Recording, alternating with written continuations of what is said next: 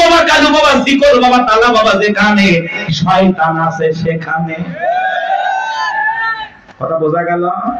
কোন ভণ্ডদের কাছে আমরা যাব না ইনশাআল্লাহ, কোন ভণ্ডের কাছে যাবেন না।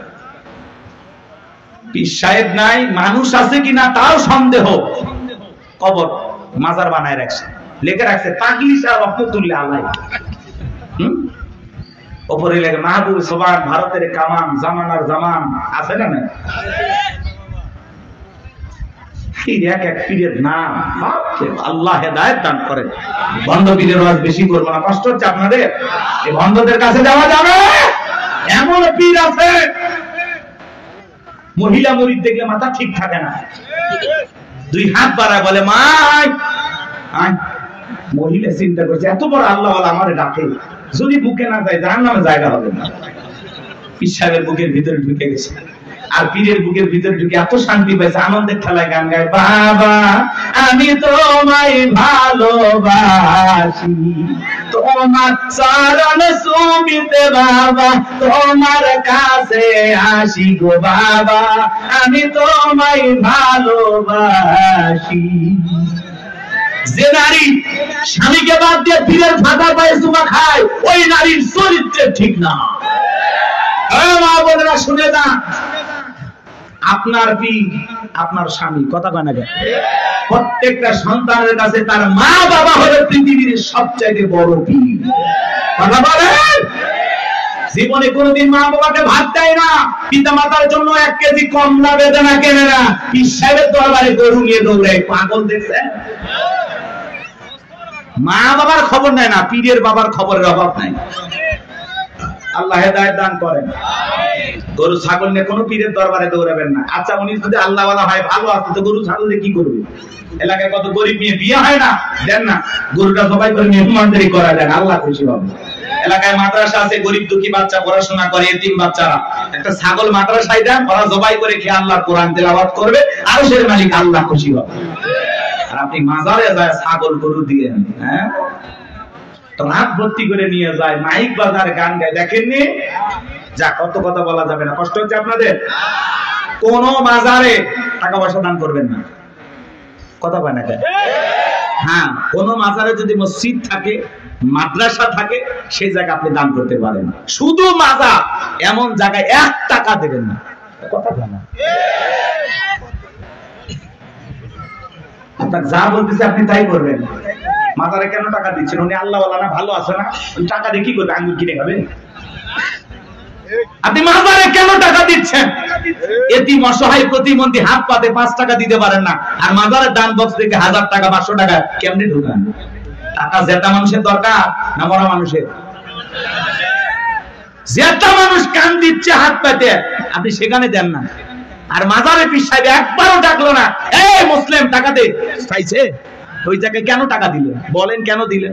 কিসের বরকতের আশা? সন্তান হয় না, 56টা দরবারে ছাগল মান্নত করে, এই মাজারে ছাগল দিলে সন্তান হবে, পাইছেন কোথায়?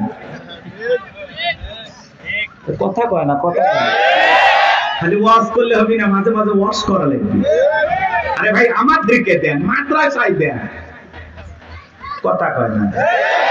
দেওয়ার লোক খুঁজে পান না, যে মানুষ চোখের সামনে কান্দে মরে যাচ্ছে, ওই জায়গা দেয় না, ওই মরা পীর সাহেব দিয়ে এসেছে। ওই যে পীর আছে না, কলার গাছ আছে, আসলে কোনো মাজার কিনা আপনি জানেন? অধিকাংশ মাজার মিথ্যে মিথ্যে মাজার বানায় ভণ্ডামি শুরু হয়ে গেছে, কথা বলে ঠিক না? আল্লাহ যেন আমাদের হেদায়েত দান করেন, এটা জোরে বলেন আমি। আমার কথায় অনেক মাদার পুজোরেরা বিরক্ত হয়েছে, অনেকে ফোন দিয়ে হুমকি দিছে, তোমরা আল্লাহ আল্লাহর বিরুদ্ধে কথা বলো, মরার আগে জবান বন্ধ হয়ে যায়। চিন্তা করছেন? ফরিদপুরে সালতা থানা আটরশি আছে না, আগে যাইতে পারি না, আমার সেই হুমকি দিত, কয় এই থানা আসলে তোর হাত পা কেটে নেব। গত 29 তারিখে ওই জায়গায় বয়ান করে আসছে, কই হাত পাটা করতো না, হাত পা কাটার লোক বলে খুঁজে পাইনি।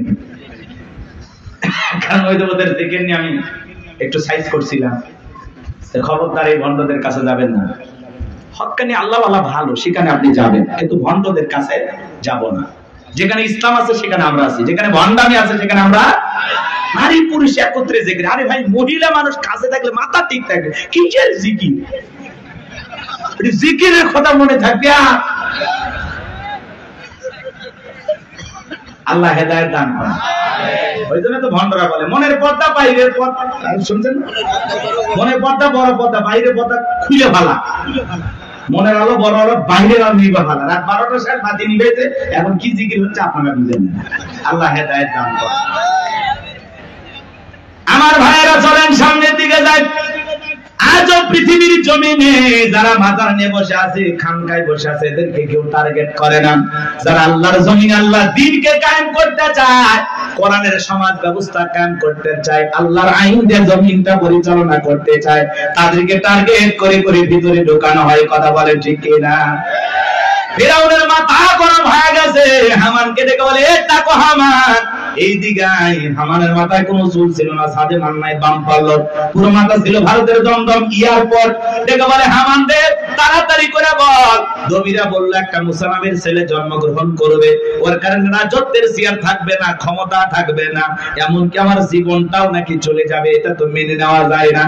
হামান ডেকে বলে নেতা টেনশন নাই, মাইট ইজ রাইট, জোর যার মূল্য তার, আমার রাজত্ব আমাদের, ক্ষমতা আমাদের হাতে, আমরা যা বলবো মিশরের জনগণ তাই মানতে বাধ্য। বলে কি করতে চাস? হামান ডেকে বলে নেতা যত ছেলে সন্তান জন্মগ্রহণ করবে সবাইকে জবাই করে করে দুনিয়ার বুক থেকে বিদায় করে দেব, তাহলে আপনার শত্রু মুসার আগমন ঘটবে না।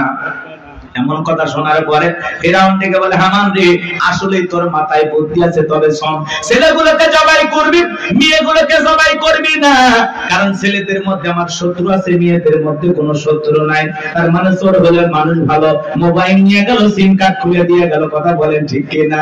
সন্তান জবাই করা শুরু হয়ে গেল, 3টা মাস অতিবাহিত হয়ে গেল। দবিরাকে ডেকে বলে দবিরা এইবার গবেষণা করে দেখ, আমার পথের কাটা মুসা মরল না বাঁচলো। দবিরে গবেষণা করে বলে না, তার 3টা বর্ণনা পাওয়া যায় বাজান। একটি বর্ণনায় বলা হয়েছে 20,000, আরেকটি বর্ণনায় বলা হয়েছে 24,000, আরেকটি বর্ণনায় বলা হয়েছে 80,000। দবিরে ডেকে বলে না, যদিও হাজার হাজার মাইল মুখ খালি কইরা সন্তানগুলোকে জবাই করে বিদায় করেছেন, কিন্তু আপনার পথের কাটা মুসা এখনো মরে নাই, মরে নাই, মায়ের কোলে জীবিত আছে, সুস্থ আছে, কিন্তু কোন বাড়িতে আছে, কোথায় আছে, এইটা বলার ক্ষমতা আমাদের নাই। বলেন আল্লাহু আকবার। ওয়া মাকারু ওয়া মাকারাল্লাহ আল্লাহু খায়রুল মাকিরিন।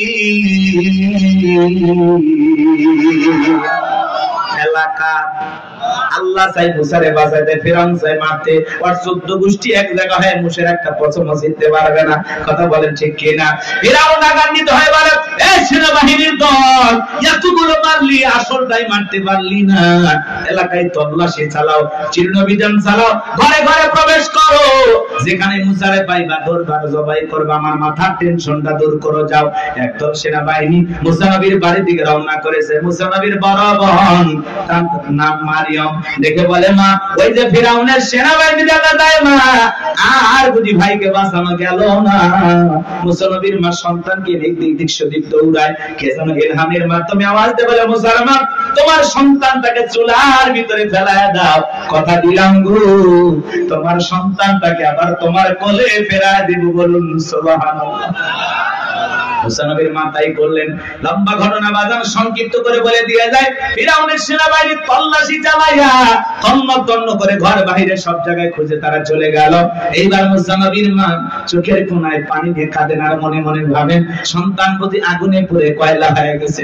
কাছে যায় তাকায় দেখেন না না, মুসা নবী আগুনে পড়ে নাই, মুসা নবী চুলার ভিতরে পড়ে মুস্কি মুস্কি হাসতেছি।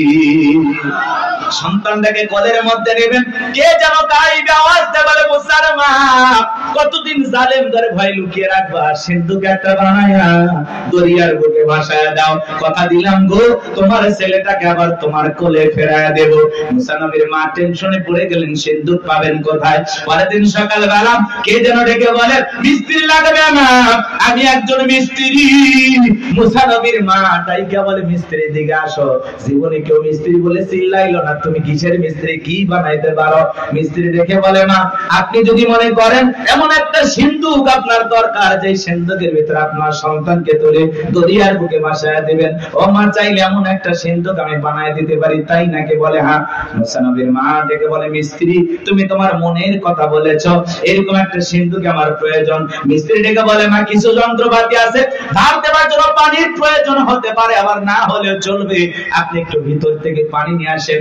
মুসা নবীর মা ভিতর থেকে পানি নিয়ে এসে দেখে মিস্ত্রি সুন্দর একটা সিন্ধুক বানায়া দাঁড়িয়ে আছে। এবার সিন্ধুকটা হাতের মধ্যে দিয়ে মিস্ত্রি দৌড়ায়, পিছন থেকে ডেকে বলে মিস্ত্রি লোহার পয়সা কি নিবা না, কাঠির পয়সা কি নিবা না, তোমার পারিশ্রমিকের দামটা কি নিবা না? মিস্ত্রি ডেকে বলে মা যারা বিপদে পড়ে আমি তাদের উপকার করি, বিনিময়ে টাকা পয়সা গ্রহণ করি না। মুসা নবীর মা ডেকে বলে মিস্ত্রি এই বিপদের দিনে এতবার উপকার করলা, লোহার পয়সাও নিবা না, কাঠের পয়সাও নিবা না, তোমার পারিশ্রমিকের দামটাও নিবা না, অন্তত তোমার নামটা বলে দাও, মাঝে মাঝে তোমার কথা মনে হলে আল্লাহর কাছে তোমার জন্য দোয়া করব। মিস্ত্রি ডেকে বলে না আমি দুনিয়ার কোন সাধারণ মিস্ত্রি না, আমি আল্লাহর ফেরেশতা, আমার নাম জিবরাইল। এইবার সিন্ধুকের ভিতরে মুসা নবীকে তুলে দরিয়ায় ভাসায় দিলেন। আর মেয়ে মারিয়ামকে বলে মা সিন্ধুক ভাসতে ভাসতে কই যায় খবর নিয়ে আসবি। ওই দিন বিকেল বেলা ফিরাউন তার প্রিয়তমা স্ত্রী আসিয়াকে নিয়ে আসছে সমুদ্রের সৈকতে হাওয়া খাইতে। মাঝে মাঝে বউকে একটু বিনোদন করার দরকার আছে না নাই? হালাল বিনোদন। মাঝে মাঝে ভাবি কিনে কক্সবাজার চলে যাবেন যদি সামর্থ্য থাকে। কথা কয় না বউকে পর্দা করায় নিয়ে যাবেন। আমি কি বলছি কক্সবাজারে হাফ প্যান্ট পরে গোসল করবেন, তাহলে গুনাহ হবে। কথা কয় না কেন? কিছু পোলাপান আছে বউ সুন্দরী মাথা কাজ করে না, কক্সবাজার নিয়ে যায় ঘোড়ার উপরে তুলে সেলফি তোলে, সুন্দর করে সমুদ্রের পানিতে গোসল করতেছে সেলফি তোলে। বিকেল বেলা আইডিতে পোস্ট করে বলে প্রিয় তোমার সাথে কক্সবাজারের প্রথম দিন কিছু ছবি তুলেছি দোস্ত তোমাদের দেখার জন্য, ভাবিকে বৃষ্টি ভিজা শরীরে কেমন লাগতেছে একটু লাইক কমেন্টসে জানাও।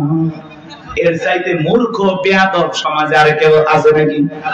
যে নিজের বইয়ের ছবি ফেসবুক আইডিতে ছাড়ে, এর রুচিতে সমস্যা। কথা বলেন, এই বউ হলো পার্সোনাল জিনিস, একান্তই আমার, এটা পাবলিসিটি করার জিনিস না। কথা বলেন না কেন? এমনিতেই নিয়ে মানুষকে জ্বালায় আছি আমরা, তার উপর আবার বইয়ের ছবি ফেসবুকে ছাড়ে। কত পাগল আছে না? না হুজুরে এখন একটা গান বানাইছে শোনোনি? কথা কয় না কেন? শুনছেন? কোন গ্রামে বাড়ি তোমার, কেমন তোমার বাপ, ফেসবুকেতে ছবি ছাইরা করছো কেন বাপ? শুনছেন না? যাক সময় নাই, অনেক লম্বা হবে, কষ্ট হচ্ছে আপনাদের, বিরক্ত হয়েছেন আমার কথা? মহিলা তো আজ একটু পরে হবে, আপনার আগে ঠিক হন। কি বউকে নিয়ে মাঝে মাঝে বিনোদন করবেন? পিকনিক স্পট গুলো যেখানে ভদ্র লোকেরা যায় সেখানে যাবেন, মাঝে মাঝে বউকে নিয়ে একটু ঘোরাফেরা করবেন, নিজে বউর একটু সময় দেবেন, না হলে অন্য আরেকজনের সাথে ঘোরাঘুরি করবে,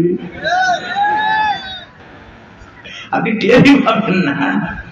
এরকম মহিলা আছে না? নাই? আর একবার যদি বউ বাঁকা পথে চলে, ওই বউকে সোজা করা কঠিন। নষ্ট গাড়ি ঠিক করা যায়, কিন্তু নষ্ট নারীকে ঠিক করা যায় না।